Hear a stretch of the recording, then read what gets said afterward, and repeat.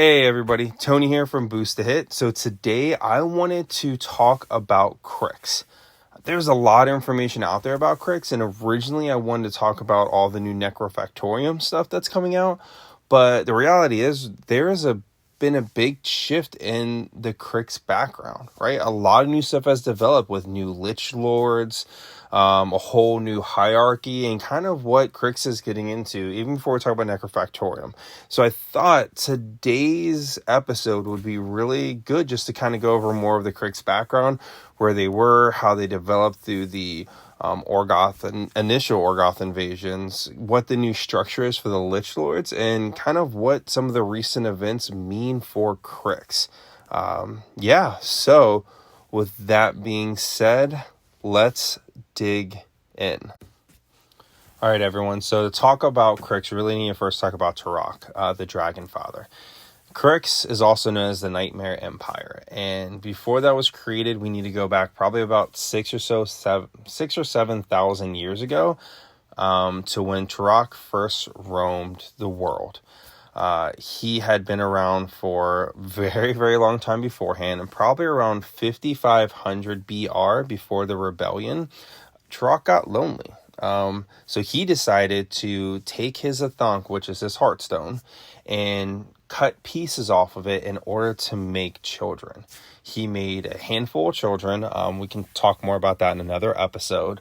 But he almost instantly regretted it, because as soon as he created all of these other dragons, they turned against him and tried to kill him. And he really spent the next 3,500 years hunting them down. They were all went into hiding, and as he found one, he would pick them off, kill them, take part of their hearthstone back so he could fill it into his Athonk so he could become whole again. And it was right around 1000 BR where one of his children, Blightergas, ended up getting a dragon coalition put together where these other dragons would make a final stand and fight against Toruk. And they fought back and forth, spilled blood all across the Shard Islands, across part of the mainland, and eventually created a stalemate. And that forced Toruk to go and back into hiding. And what he did was, when he went there, he went over to the Shard Islands. He went to the Shard Islands, and at the time there was 14 pirate kings. And he had told them, pretty simple, hey, I want you to bow down to me, worship me, treat me as a god. 12 out of the 14 said yes. The 2 that did not say yes were killed pretty quickly. And then what Toruk did was he bathed them in his flame that created the first 12 Lich Lords, and they were there just to serve him and create his schemes, right? All Toruk wanted to do during this time was to get his piece of his Athonk back and to become whole. And for the most part, the Lich Lords did everything they could to follow that process. But Lich Lords have their own ambitions, and honestly, for the most part, Toruk is fine with this, right? He lets them go and fight each other, try to one-up one another, because Toruk's feeling is that constant conflict and competition ensures that the rise of the most capable and cunning subordinates that he could have. It makes him not be able to be stagnant. And, with Cryx, even before the Orgoth invasions, Cryx had been embedded into the mainland. They had infiltrated multiple governments, multiple countries, and they would bribe for what seemed like useless information.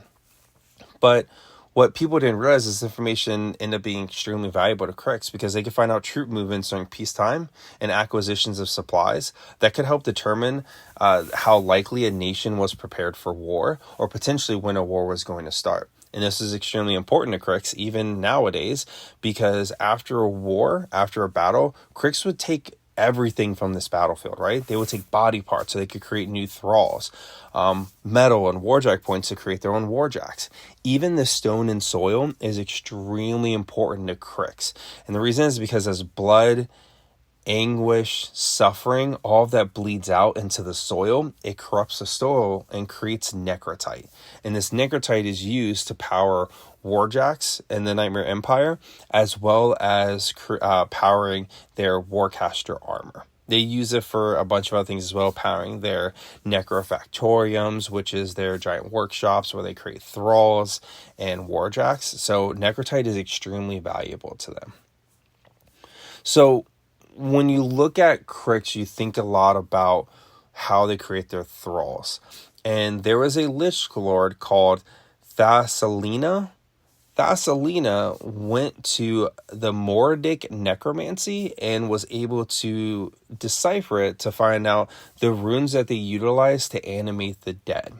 And this information was passed on to Cryx. And this is when you start having these necrotechs popping up everywhere. Before necrofactoriums were a common thing. And they would create their own thralls, try to create beasts or warjacks to be able to use. Now, they fiercely protected this information to the point where they would create traps in order to kill people that would come close. And that all stopped when Lich Lord Diamortus came around and built the first necrofactoriums. These were established on the mainland, and they were built to centralize thrall and warjack productions, as well as standardize the work for the necrotechs, so that they could all do the exact same thing later. It took almost a century later for the necrofactoriums to be built on mainland, and that was in order to capitalize on the way the living killed and to maintain closer prime bases for locations, as well as being able to harvest necrotite. Unfortunately, every single one of these necrofactoriums on the mainland were destroyed. The greatest one was underneath the Thornwood, and that was destroyed when Signar and Kador teamed up together to go and destroy it. And then also the rest of them were destroyed during the Infernal Invasion. So this kind of brings us to where we've been at the last 10 years, right? So from 612, when the Infernal Wars ended, to 622. And there's been a lot of changes within Cryx. Toruk was severely injured again. He had left at one point to go and try to take another dragon stone, and he wasn't strong enough, so he retreated. Also, there was a lot of Lich Lords that were killed. Diamortus was actually killed by Asphyxius, and that's how Asphyxius eventually became a Lich Lord. And then during the Hingehold battle, during the Infernal War, Asphyxius ended up crossing into the portal to go to Cirrus. And this actually caused the Negra to be promoted to a Lich Lord. But that's not the ending, right? As the Negra was promoted, she became closer with Toruk and eventually took on a new title. So her title is now the Dominarch of the Nightmare Empire. She is really the second in charge, and all of the Lich Lords report to her. And I want to talk about kind of what the hierarchy is now for current Cryx. So we have obviously Toruk, which is the Dragon Father. He runs all of Cryx. You have the Negra, the Dominarch of the Nightmare Empire. And then below her are 12 Lich Lords. Each of these are charged with an oversight of an industry or field of study. I do apologize because I might butcher these. I've not heard too many of these spoken in person by the authors, so please bear with me on these. We have Angorius, who is the master of Cryxian treasury and the paymaster, so you make sure everything flows properly. We have Coripio. He oversees the archive of Skell and serves as a chief librarian, so any type of thaumaturgy work, any type of necromancy, that all goes to him. We have Decathus, who recently took over for Denegra. They are charged with establishing necrofactoriums on the mainland, and they are going to be one of the new warcasters that you can play. We have Divinitus, is the high priest of Toruk and leads all supplications of the Dragon Father, and probably the one who is most upset that Denegra got this role above him, because he makes sure that the souls constantly flow to Toruk. We have Felminius. He is actually a decorporeal, and he's the master of necromancy. He ended up losing his body at the final battle against Orgoth in the original invasion. We have Malithrax, who is the spy master of Cryx. Mortenebra oversees necrofactoriums of the Shard Isles, also works really closely with Denegra and Decethus. We have Scorpulus, commands the Cryx reserves, and is the kingdom's most senior logistician. Tracks and coordinates the movement of the army, ships, commodities, and raw necrotite, fresh bodies, and souls. We have Tenebrous, who is the master of the Stoic arts, specializes in soul magic and wrath binding. He also lost his body in the final battle versus the original Orgoth invasion. Terminus, who commands the fleets of Cryx Empire and is Cryx's most senior general. Thassalina, who is still alive, charged with manipulating external estates, kingdoms, and nations of Cain to bend them to the will of Cryx. And finally, Venethrax. Venethrax is the great hunter of dragon lore and specializes in killing dragons. So that's what the new Cryx structure looks like. Last couple things we're going to talk about is what Cryx doing right now. At this point, Cryx was currently weakened state and it was rebuilding, right? They saw the Orgoth coming back and decided to stay away. They did a final blow to the Orgoth in the past. They see Orgoth coming now. They really don't want to get involved at this point. But the Orgoth recognized that Cryx dug deeper and knew more about the depths of soul mastery that the Orgoth originally learned, and learned much more about the ascension of the gods. So how people became gods.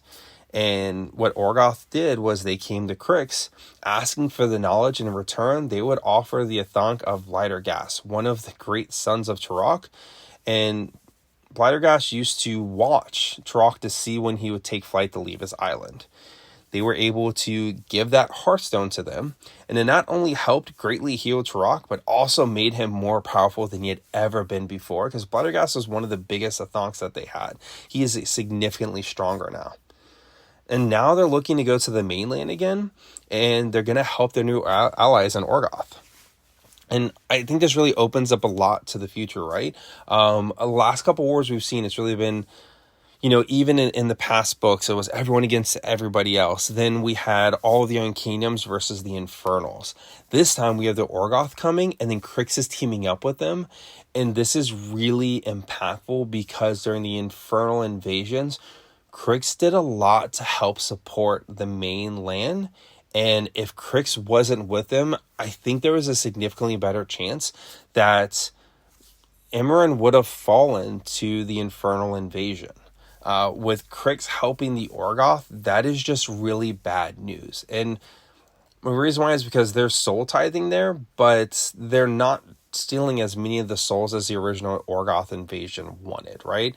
The Orgoth's goal is to take Emerald back and to turn them back into slaves again. That way there'd be a constant stream of new bodies as well as souls for both Cryx and the Orgoth to be able to use.